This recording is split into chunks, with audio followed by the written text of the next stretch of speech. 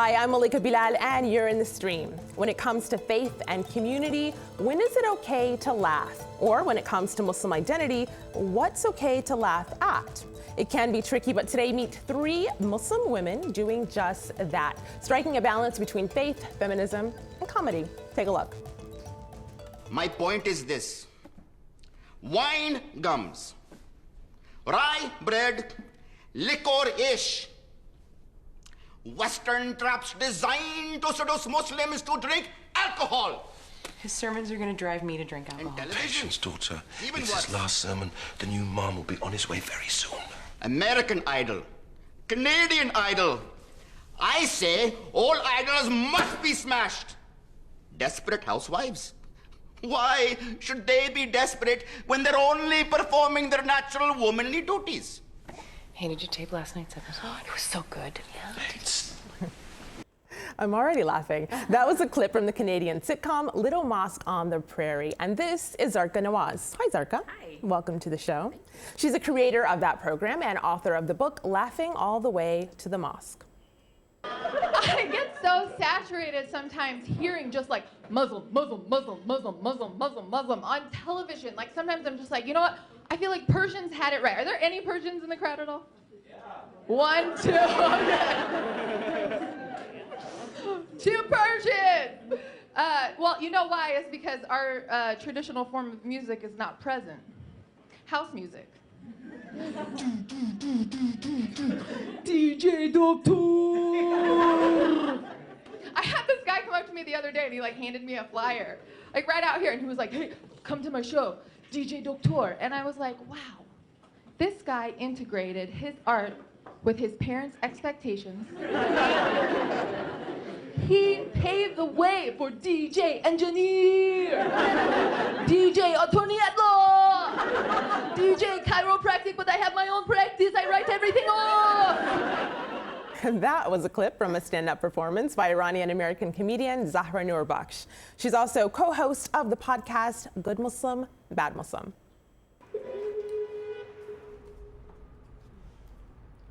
Yes, Ahmed. We understand that you're already married. Yeah, but he can take up to 3 more. Does she cook? Or make smoothies. No. Does she clean? I've got a dustbuster. No. Is she capable of having children? Well, I don't know. Yes. She's very promiscuous. He'll do it. No. He says you're too American. And that was a clip of the web series Shugs and Fats, created by actor and writer Nadia Manzoor. She's also the creator of the one-woman show, Burk Off. So welcome to the stream, all of you. There was already chuckling just before we even get the show started. Very funny material there, ladies. Thank you so much for sharing it with us. And I want to share with you a tweet from our community to start this conversation off. This is Nasima, and she heard we were doing the show. We put out the call out there on Twitter, and she says one of the things that she's come to realize is that Muslim women are often not expected to enjoy or show up in humor or in satire. And so it's hard to be taken seriously as a good comedian or comedy writer. Is that something you found to be true in your experience, Zarqa? Well, I mean, I think for a long time in our community, women, were in places in the mosque that were hidden and behind balconies, behind curtains. And I remember being told by an imam, women can't speak in front of men unless we're behind something. So, I mean, we've gone from that to where we are today, where you're a host of a TV show and we have these dynamic women. I mean, it's been a long road for our community to go from a place, culturally where women were sort of behind the scenes to where women are now leading the cultural renaissance of Muslims in America. And so then how do you take that experience and then turn it into comedy or really mine it for comedic gold? Well, I mean, having all the sort of experiences of sexism and misogyny in sort of mosque culture was great, right? Because that's essentially what was the impetus behind Little Mosque on the Prairie, was to talk about these things and say, why are we like this? Let's be transparent. Let's talk about these issues and open up dialogue between what's happening in our communities. And it was incredible fodder for community. And I'm sure that my co-panelists can talk about their own families and their communities as what we can bring to our comedic lives. Nadia, you're nodding there. Yeah, I mean, it's rich with material, right? It's because these are stories that I kind of talked about with my friends and my family, just like making fun of the fact that when I was a young kid and doing impressions and stuff in front of my dad, he'd be like, oh, it's good, and one day you'll make a man very happy. It was always seen that was the end result of any kind of comedic talent that I had. So now to be able to use all of that material and actually be a comedian in my own right is I think, deeply inspiring for people from our community that, you know, your material can actually make you then become a leader in comedy and storytelling. So then what does your dad think of you now making lots of people happy? He's watching this right now in the UK live, I'm sure, and being like, watch my daughter, I'm so proud. So he's become a full fan. Nice. Yeah. I want to share with you this tweet because we actually heard from other comedy masters. This is Shaista Aziz. She's out of the UK. She says, when I'm performing stand-up in UK comedy clubs to mostly majority white audiences, the first impression is that I'm a novelty. She goes on to say, I use it to my advantage. The reaction is shock and awe, minus the carpet bombing. That's a joke. Audience needs half a minute to get what's going on there. Zahra, you do stand up. We saw that clip in the very beginning. Can you relate to this? And is there a moment of people being like, should we laugh at this? Is this okay to laugh at? You know, tension is a comedian's best friend. Without tension, there's no release. You've got to have tension to create the laugh, and so it's a good time to be Muslim. Okay. Tell me, great tension. Right. Tell me more then. What happens when you go out on stage? What is the reaction you get? Is it immediately warm or? Yeah, sometimes I have to kind of search for it. It varies so much by audience, you know, and usually it's funny to hear us talk about the Muslim community. I usually push back on the idea of like the Muslim community, because what is the Muslim community? You know, the Muslim planet that we have here. But at the same time, I do feel like when it comes to women in comedy, there is this way that, like, you know, I also grew up performing for my father, and my father was always like, you're gonna get your PhD. You know, it was like when I told him I wanted to be a theater major, that's fine so long as there's a PhD in theater. Like, that's all that mattered, you know? And you sort of have to like discover your relationship with your audience a little bit up front, which is why I always open with, I am a feminist Muslim Iranian American comedian. How are we doing? And then, you know, gauge it from there and see how we do. So you mentioned audience there. Who are your audiences? I think for all of us, Muslims and non-Muslims, I mean, anyone who enjoys comedy and story and loves to laugh would be our audience. Okay. But I don't think any of us want to pigeonhole our work just to the Muslim community or the non-Muslim community. I think that comedy is universal, and people who enjoy really good jokes and good stories enjoy all of us. Yeah. Though I will say, if I was pigeonholed to a population of 1.7 billion people, that is also That's a pretty fine. good, yes. That's pretty good. They would all buy tickets to things. Yeah, or like maybe a 99-cent app. Okay. That would be cool too. Okay. Are there red lines? Are there places when you are writing jokes or you're thinking about scenarios for your sitcom where you say, I'm not going to go there? Not really. For me, as long as it has to be aligned with my own integrity and my experience, so far all of the material that I put out there is personal. So as long as it's true to my experience and I'm using it some way to like get a laugh, I feel good about that. You know, if it's, and I feel that it's okay because I can support it because it's, you know, my experience. So I have an example of that. When I was in London, part of Burkoff, I showed this scene where my religious Molvi teacher looks at, you know, a picture of a woman in a bikini and appreciates it in a way that, you know, you wouldn't expect from an Islamic religious teacher. And a lot of people were kind of like, you shouldn't do that on stage, people are going to offend it. And I was like, yeah, but this was my experience. And I want to show that this was part of my experience and we have to be able to talk about these things. And so I kind of was having that conversation more for fear of offending my particular community. But in the end, I went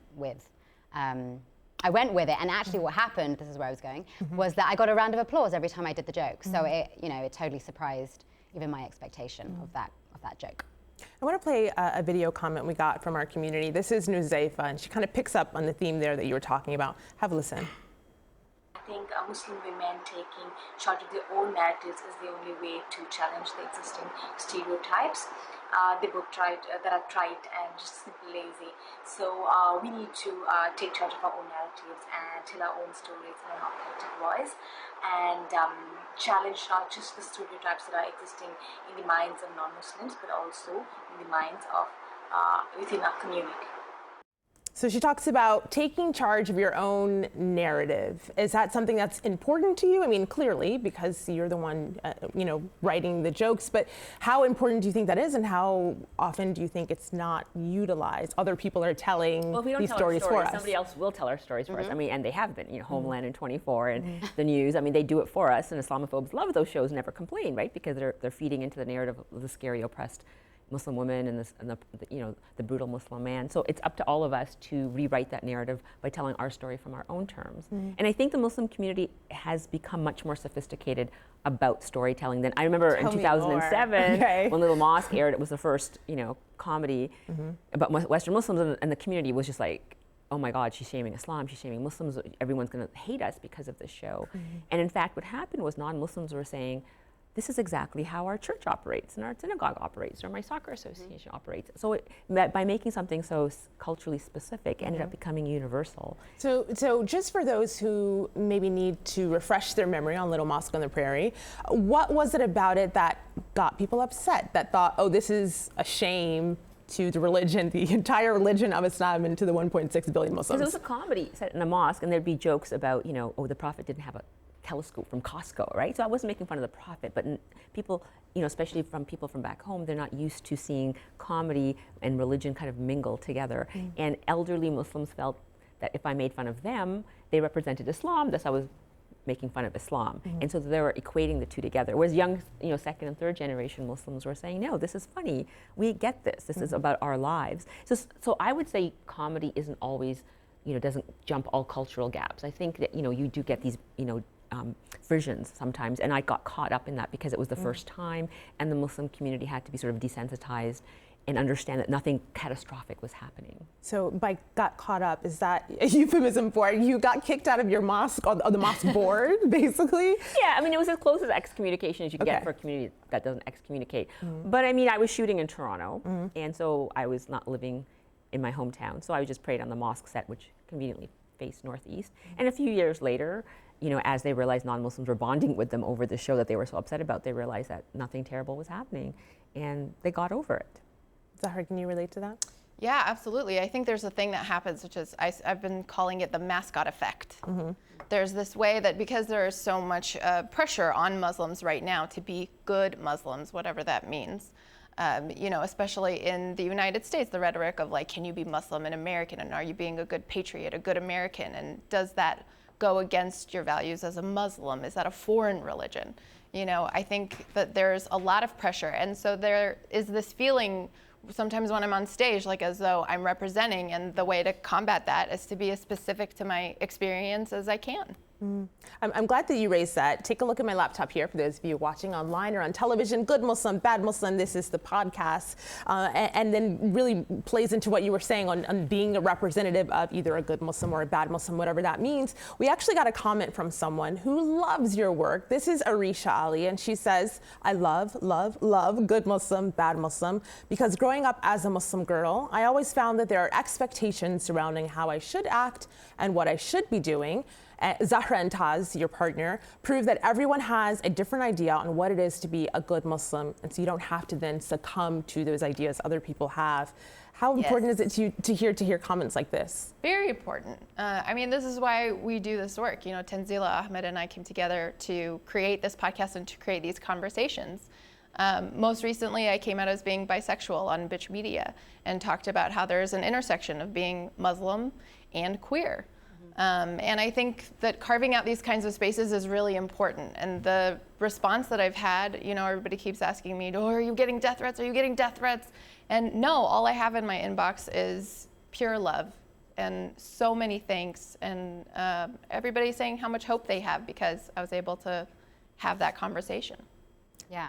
No, I was just going to say that I wished that I had a podcast like Good Muslim, Bad Muslim when I was a kid, because growing up for me, you could only be a good Muslim or not a Muslim. So for me, there was such a, there wasn't nuance for me at that time around what it meant to be a Muslim. Can I be a Muslim and date a non-Muslim? Can I be a Muslim and, make fun of my family and air my dirty laundry, as sometimes I've been criticized of doing, air my family's dirty laundry? Like, is that a Muslim thing to do?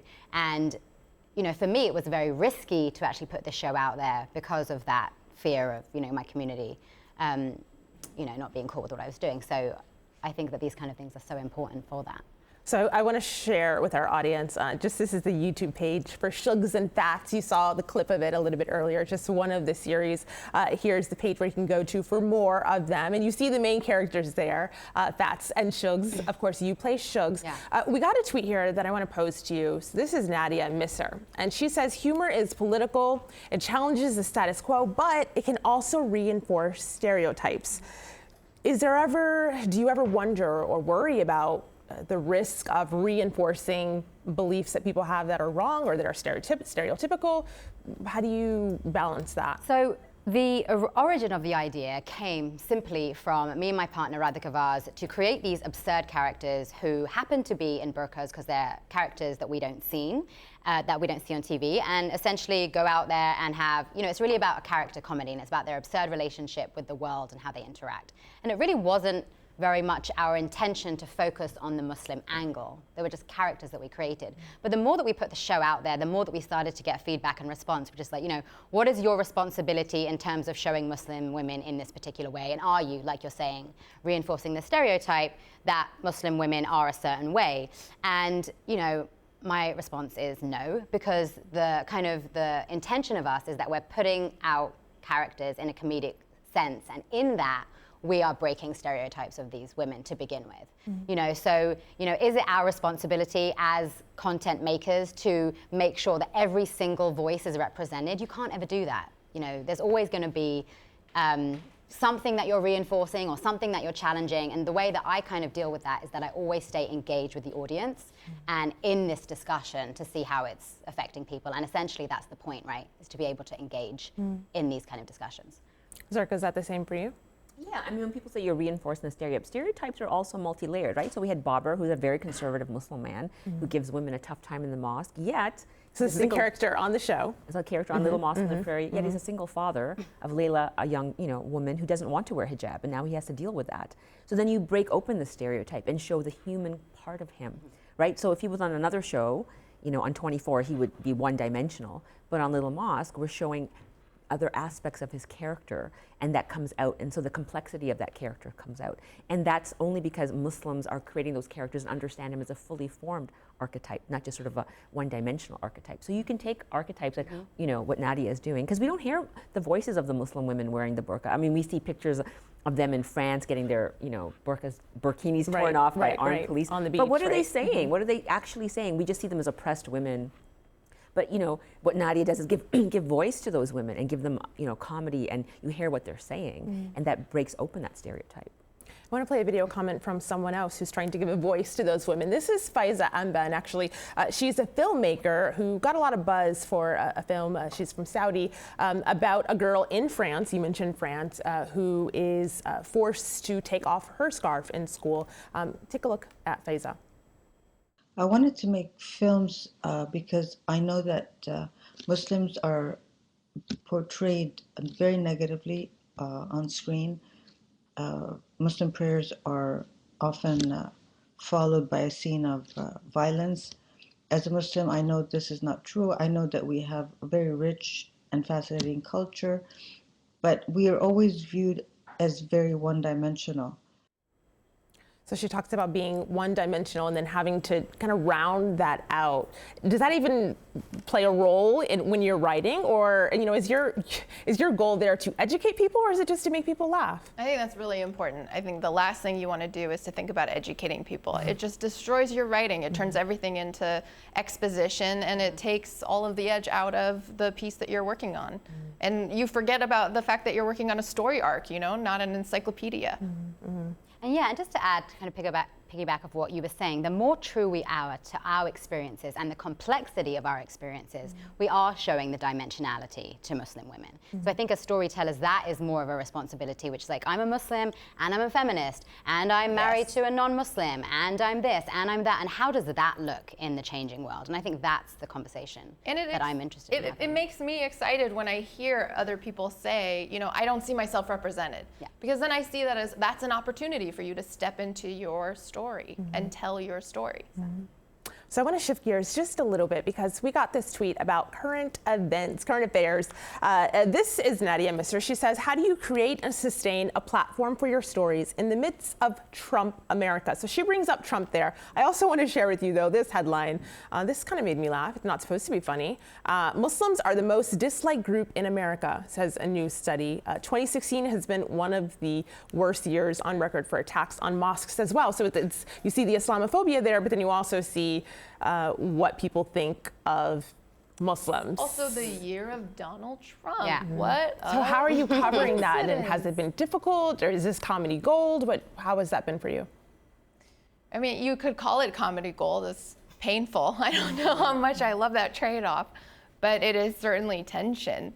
How have you guys played with that? Oh, well, you're in Canada where everything is like lovely and beautiful, and your prime minister's doing yoga. We had 8 years of Stephen Harper, okay? So that was as Canadian as you could get to Donald Trump. So we paid our dues. Yeah, our media was like visuals of Donald Trump yelling about Muslim neighborhoods, and then cut to Canada, and the prime minister hugging a panda. It was just brutal. I mean, it's an opportunity though too, right? So I think part of the thing about like Trumpdom is that it's also deeply reinforcing the polarization of Islam. So it's like these extremists, and that's who the Muslims are, which I think is, reflective of what you were speaking about in terms of hate crimes. And so I feel like it's a big opportunity to also inform people who are kind of ignorant about the Muslim world. And there are a lot of people who are.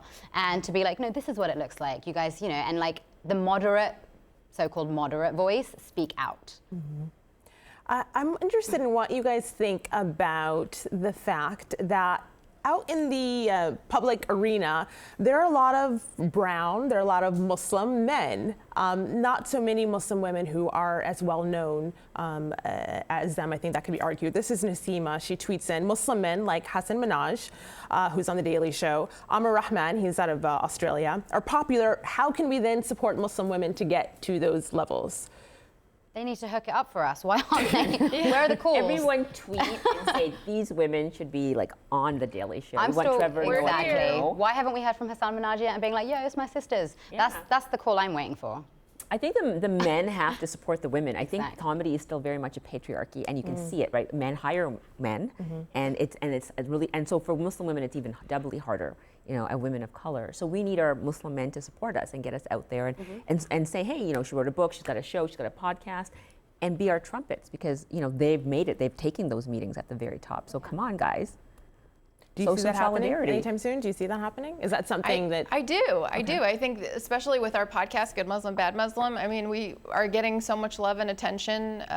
My co-host, Tanzila Ahmed, was recently awarded a Champion of Change Award from the White House for art and storytelling. I mean, we are getting that recognition, and I think the more that everybody sees how necessary these voices are, the more gates open up. And how hard is it now when you talk about support? I mean, with social media, you just have to share a video.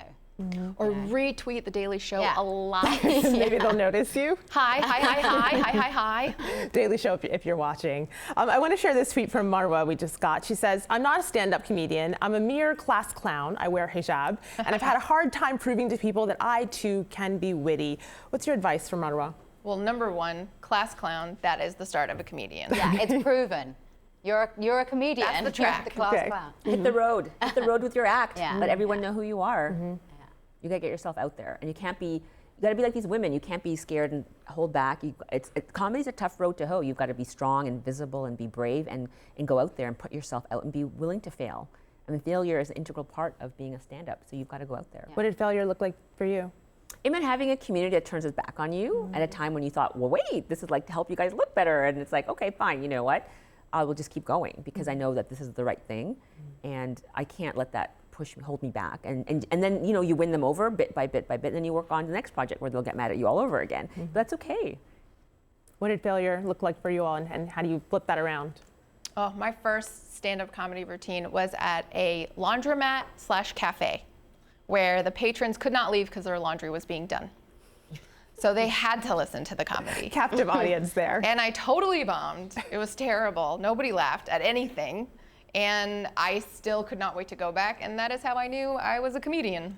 And you, Nadia? Yeah, I think similar, just having members of my community, my family, my cousins, just kind of totally separate themselves from me when they saw Shugs and Fats, and they felt like it was disrespectful, and they didn't even want to really engage in a conversation about where it was coming from, and I would have so happily been able to do that, but there was just a complete kind of, that was painful to be shut down. And look at her now, look at them all. We're not done yet. I'm taking Zarqa, Zahra, and Nadia with me to the post show at stream.aljazeera.com. We'll see you there.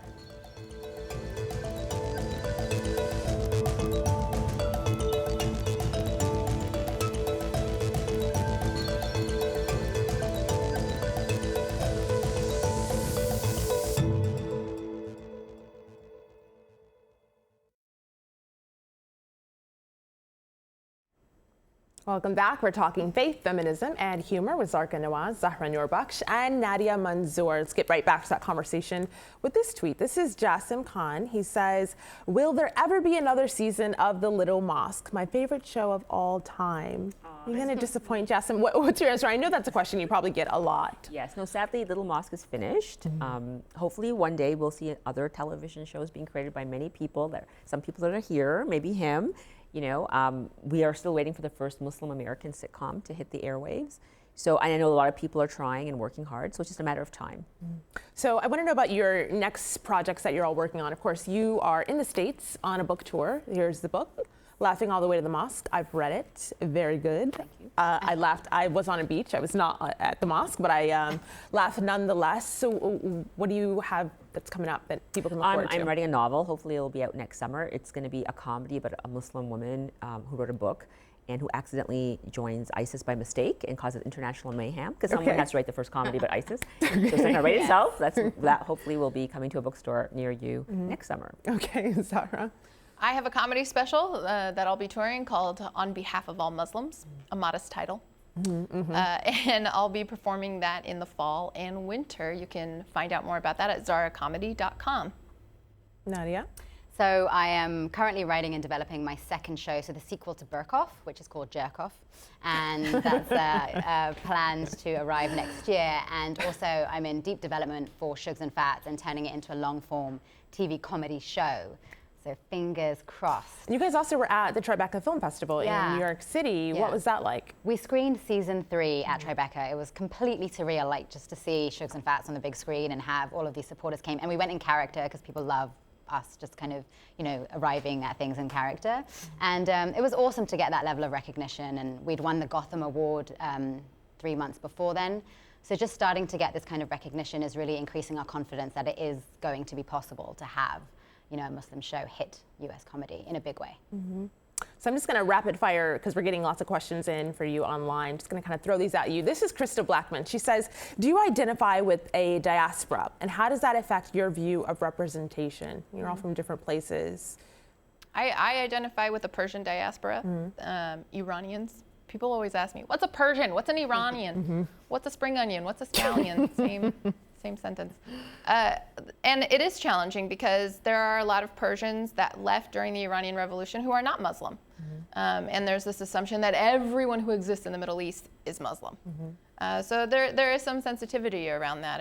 And, it is challenging to show the diversity of the Muslim experience, and then also that there isn't a Muslim planet in the center of the earth. Right. So you can only really speak for yourself, but you yourself are an Iranian American living in LA? Yes. Okay. In Zarqa. What about you? Do you identify with a diaspora? I love Muslims of all shapes and sizes and stripes, and non-Muslims. To me, I love exploring the idea of faith and how it can navigate, in our secular world and how we can shape it, especially, Trump and, ISIS and Trump. I just think it's hilarious that they're both kind of allied, if you think about it. They're all supporting each other because they want that sort of dichotomy to exist in the world. And I think this incredible comedy to be mined. And it's creating so much opportunities for comedians all over the world. Nadia? Of course, these are parts of myself, Pakistani, British, American, Muslim, comedian, feminist, but I try and focus on underneath all of the layers that identify us in terms of geography and gender, that we are one and that we're humans and we're here on a planet and we're all connected. And I try and really connect to that in the deepest way more than anything else. We got this tweet from Captain Leto who says, I think it's most rewarding to refer to a specific situation and encounter in a personal experience and not to represent a or the Muslim women. And I think this is what you all were talking about, really only being able to stand for yourself, but also representing what people think are Muslims or going against what people think are Muslims. Moving forward, where would you like to see comedy in your own personal spheres, your personal worlds, and then for Muslim women as a whole? I think we need more of it, right? I think the more we have, the more this problem and this issue will actually get taken care of. Because we don't have this question with, like, you know, white male comedy. Right. Like, are you this? Not Because at all. it's so diverse and there's so many different opinions. So I think that speaks to we need more people putting themselves on the platform. So I'm excited about that happening. Yeah, I mean, what's that saying? Rising tides brings up all boats, right? And so each one of our success helps the next one succeed, Yeah. because then Hollywood and publishers and playhouses are looking at all of us going, well, if that succeeded, then this will succeed, and I want to take a chance on her, and I want to publish that book because her book did well.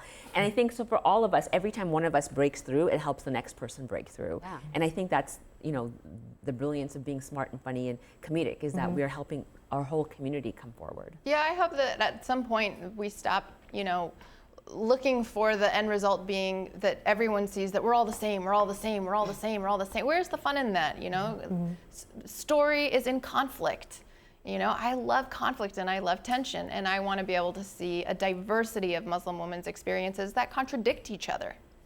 I want to give you one last question. This one's kind of making me smile. I'm interested to hear your answers to this. This is Roxy, who says, I want to ask you, do you swear in your comedy? I do, and I worry from backlash from other Muslims. Yes. My mother would get all over that. She hates it when I swear. I swear in everything. Okay. Not today. There's your answer, Roxy. All right, I want to thank all of our guests for joining us, Zarqa Nawaz, Zahra Noorbakhsh, and Nadia Manzoor. All of their work, of course, we've been tweeting it out. You can see it on #AJStream. That's all the time we have, but you can keep your questions coming. I'll make sure we get them answered for you. Thanks for joining us. Thanks for being here, ladies. Thanks for having us.